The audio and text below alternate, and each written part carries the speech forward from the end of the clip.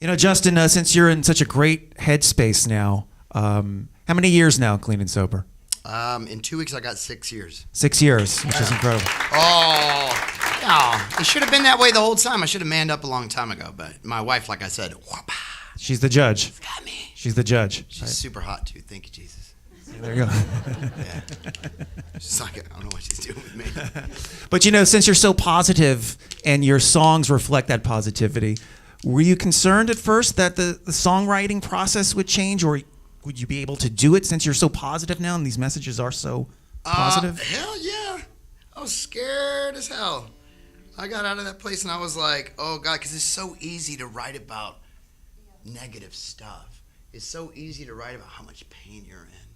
You know, and I did it for like 15 years, dude. Yeah. So when I got out of this place and I went to Nashville and I went to a lot of places and I realized that, man, I had been so selfish and just I've been stupid because I wanted to educate myself more on this craft of writing and this craft and this business of music, that why had I just been so self-centered the whole time? It's not about Justin. It's about music and the beauty and inspiration. You can find it from anywhere as long as you're not lazy. So every day I have this. I bought this house with a studio. So every day at 8 a.m. I kiss my wife. Thank you, Jesus. And I walk outside. I go out there from 8 a.m. to 6 p.m. and I commit myself to writing and working on my craft. And it's just gotten better. So now I take all this passion that I have for life, like the first time you hold somebody's hand. You remember that time when you first touched somebody? Right. And you're like, oh. I take that, and then I take Christmas. I believe in Santa Claus again, you know, things like that. It's just, I take the looks on my kids' faces. I take the gratitude that I feel for getting a second chance from my wife, from radio. When I was so negative, I would have been like, dude, shut up. People only want to watch you circle a drain before so long they tell you to get up or shut up, you know? And so now I write about how grateful I am and just how beautiful this life can be, because I've already been down that whole like self-centered hell of just wham, wham, wham. Right. Like now I put just as much imagery and colors in the songs as I did all that pain. I put it into beauty and what inspires me. You really have the detail of a writer.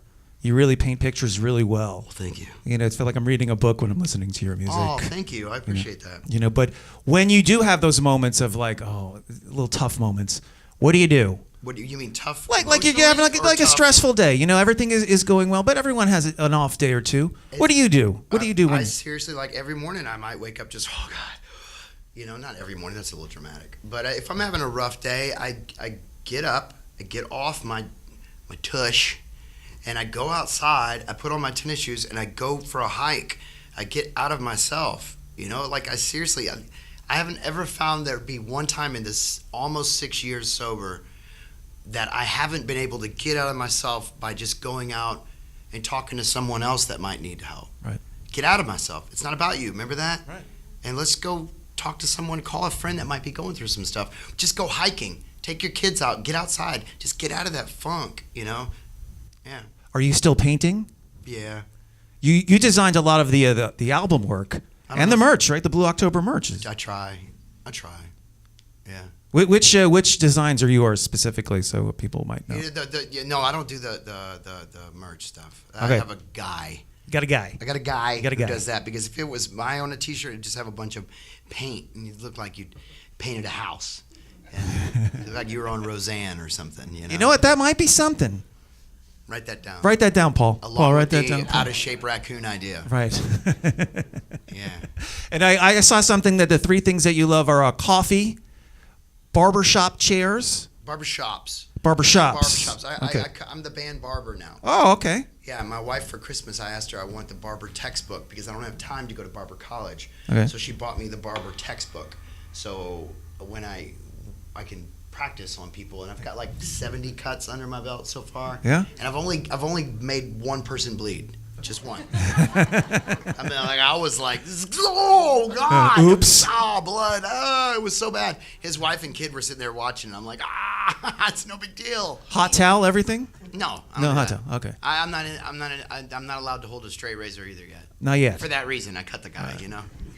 So And your dad? Did you give your dad a fade? I did give my dad a fade. Yeah, I saw that on Instagram. I did give my dad a really cool haircut. He came and asked me for one, so it was cool.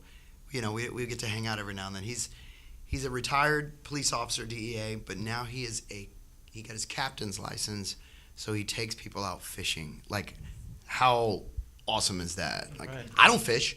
Like, he's like, hook that bait, and I'm like, what the hell do you mean? Like, I don't want to touch it. It's greasy and weird. That's me. I'm like, just hit it on the head. It's dead. Okay, let's eat it. So you still charged him?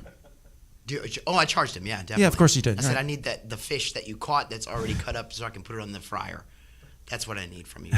And the third thing was tattoos. I love tattoos. I can't give them, but I just can't stop getting them. What was the latest one? The latest one would have to be these crosses up here. Okay. I'm obsessed with crosses. Yeah. That's work. I've got that's Gunner, my son. This is Sadie Bell. She loves skunks, so I got a skunk. My other daughter's a cheerleader, so I'm gonna get a huge cheerleader Cupid doll right here. Nice. Real manly stuff. Yeah. Real manly. Where do your kids think of the tattoos? Do they look at them? Do they like want to draw themselves? I mean, what? Oh, my daughter Sadie Bell's crazy. She's just like, I can't wait to get tattoos, and I'm like, I know your 12th birthday's coming up soon, baby.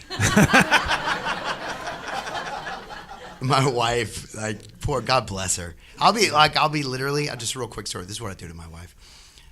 Oh, man. We're in the grocery store, and we're at the checkout line. This is how good life is, you know? In the checkout line, and my wife's trying to get our youngest son off the boob, right? You know, and the other kid is swinging from the rafters. So we've got one kid clawing at the boob, one kid swinging from the rafters. She's trying to pay for this stuff, and I'm just standing there stoic. And then the cashier looks at me, and I slip her this note. And it says, call 911. She's trying to kill me. You know? and the sheer terror that this lady feels, like for 1 second, it's like she's on Forensic Files. Like, this is how it really happens. And then my wife's like, get in the car, you know. That's every day, baby. And then I look at her, and it's like, this is forever. She's like, there is divorce. And I go, nope.